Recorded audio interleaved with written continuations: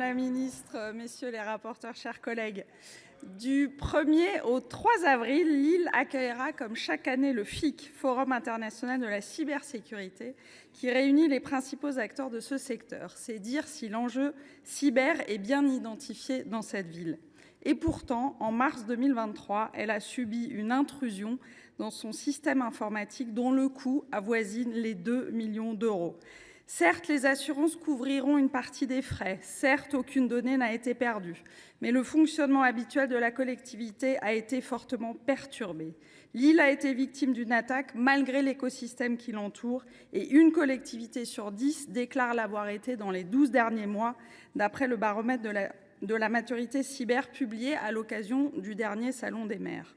On voit bien là à quel point, depuis une dizaine d'années, la menace cyber a évolué, devenant systémique. Une législation européenne en construction permanente tente de faire face à ces évolutions technologiques rapides et de contrer l'ampleur des attaques par une meilleure prévention et une plus grande coordination entre les États membres.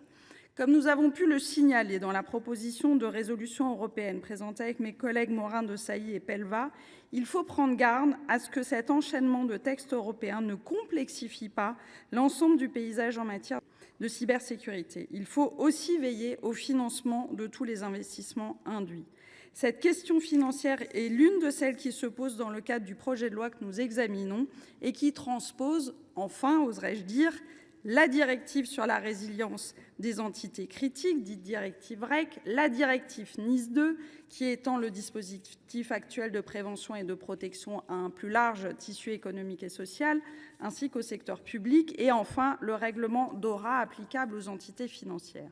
Avec ces textes, c'est un changement d'échelle qui s'opère s'agissant à la fois des exigences de sécurisation des systèmes d'information et de résilience et des catégories d'entités visées. Environ 15 000 entreprises nouvelles seraient concernées et 1 500 collectivités deviennent des entités essentielles, parmi lesquelles les régions, les départements, les métropoles, les communautés urbaines, les communautés d'agglomération et les communes de plus de 30 000 habitants, sans compter les collectivités qui deviennent des entités importantes. Le défi pour ces structures publiques et privées est de taille et il est nécessaire pour elles de mieux se protéger, comme le montre mon exemple lillois. Mais le retard collectif d'investissement dans le domaine de la cybersécurité ne sera pas aisé à rattraper. Les fortes tensions sur la filière des métiers cyber nous semblent être un point d'alerte majeur, tout comme le sont les coûts en termes d'infrastructures de formation et de mise en conformité qui peuvent être lourds à supporter pour toutes les entités, avec pour les entreprises un impact possible sur leur rentabilité, une répercussion éventuelle sur les prix des services payés par les utilisateurs finaux et un risque accru d'exclusion numérique pour certains d'entre eux. La plupart des amendements du groupe socialiste, écologiste et républicain portent donc sur une montée en puissance réellement progressive et régulièrement concertée de la future loi, intégrant un accompagnement opérationnel et financier qui tienne mieux compte des capacités de chacun. C'est pour nous la condition d'acceptabilité de ce projet de loi. Il n'y a pas de date d'application associée au texte de loi, mais il comporte néanmoins des contrôles et des sanctions. Or, l'enjeu cyber ne peut pas être vécu comme punitif. Rançongiciel, hameçonnage, déni de service, oui, la menace est réelle, oui, nous avons besoin d'une meilleure cyberprotection, mais rien ne serait pire que des blocages dans les esprits et sur le terrain parce qu'on oblige et on sanctionne plus qu'on explique et on aide. Le rôle de l'ANSSI est à cet égard précieux, mais elle ne pourra pas tout de suite et toute seule. Aussi, dans la suite des travaux de la commission spéciale et des ajouts déjà acceptés, nous souhaitons toujours vivement que la stratégie nationale cyber, suggérée par le rapporteur Patrick Chaize, soit complétée par des éléments concrets et territoriaux, comme un plan d'accompagnement local ou un sous-préfet identifié sur le cyber. Une clarification du rôle et du financement des CSIRT est également attendue. De même pour l'avis de la CNIL. Nous proposons enfin de réfléchir à un soutien financier des structures publiques et privées. Nous reprenons par exemple l'idée d'un crédit d'impôt déjà défendu en 2021 par nos collègues Cardon et Meurant dans leur rapport sur la cybersécurité des entreprises. Face aux cybermenaces croissantes, issues aussi bien de groupes criminels privés qu'associés à des ingérences étrangères, l'adoption de mesures permettant d'améliorer notre cyberrésilience et notre cybersécurité est indispensable. Nous y avons contribué en commission spéciale et le groupe Socialiste, Écologiste et Républicain votera les principales dispositions que ce texte transpose. Mais nous restons en vigilance et en attente quant aux conditions effectives de leur mise en œuvre et aux moyens financiers et opérationnels qui seront dédiés pour l'adaptation dans les entreprises et dans les administrations. Monsieur le Président, merci. Madame la Ministre, Messieurs les rapporteurs, chers collègues. Il est 7 heures du matin, quelque part en France, lorsqu'un dysfonctionnement touche une station de traitement d'eau potable desservant une métropole de plusieurs centaines de milliers d'habitants. Du fait du manque d'anticipation, le service n'est pas rétabli aussitôt. Et ce qui est d'abord un incident isolé devient une panne qui s'aggrave en quelques heures.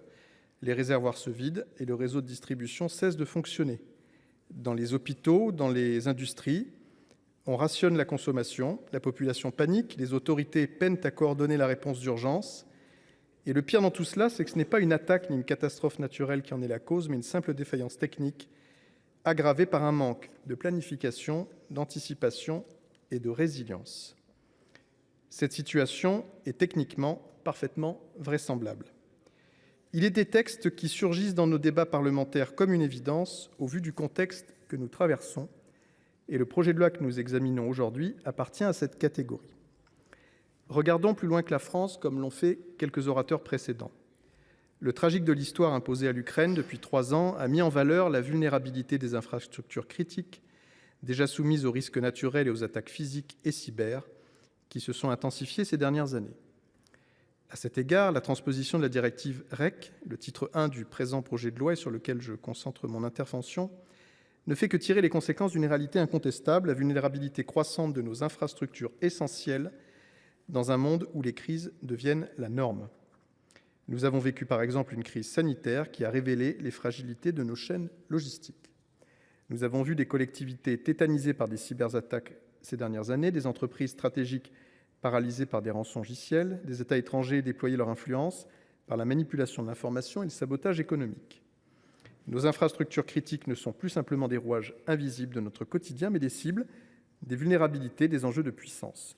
Ce d'autant plus alors que se dessillent enfin les yeux des gouvernants face aux menaces des impérialismes russes, chinois, mais aussi américains. J'insisterai dans le cadre de ce titre 1 sur quelques points. Il ne crée pas un nouveau dispositif national de sécurité des activités d'importance vitale défini dans le Code de la défense et qui a déjà prouvé son efficacité, mais il utilise la transposition pour réviser cette politique publique actuelle et essentielle. Il acte une évolution conceptuelle importante. Nous ne sommes plus dans une logique de protection statique des infrastructures, mais dans une approche dynamique de résilience. Cette réforme normative constitue ainsi l'opportunité de moderniser notre organisation nationale, rationalisation de la classification du dispositif, simplification des documents de planification requis, ou encore renforcement des modalités de supervision. En cela, la multiplication par 5 du nombre d'opérateurs d'importance vitale, qui passera de 300 à près de 1500, témoigne de la nécessité d'une vigilance accrue dans un monde où les risques sont de plus en plus systémiques et interdépendants. Dans une démarche constructive, les sénateurs socialistes ont permis, je l'espère, de la vie générale, d'améliorer la précision du texte en commission avec le dépôt et l'adoption de plusieurs amendements. C'est à nouveau dans cet esprit de responsabilité que nous procéderons à l'examen de ce projet de loi.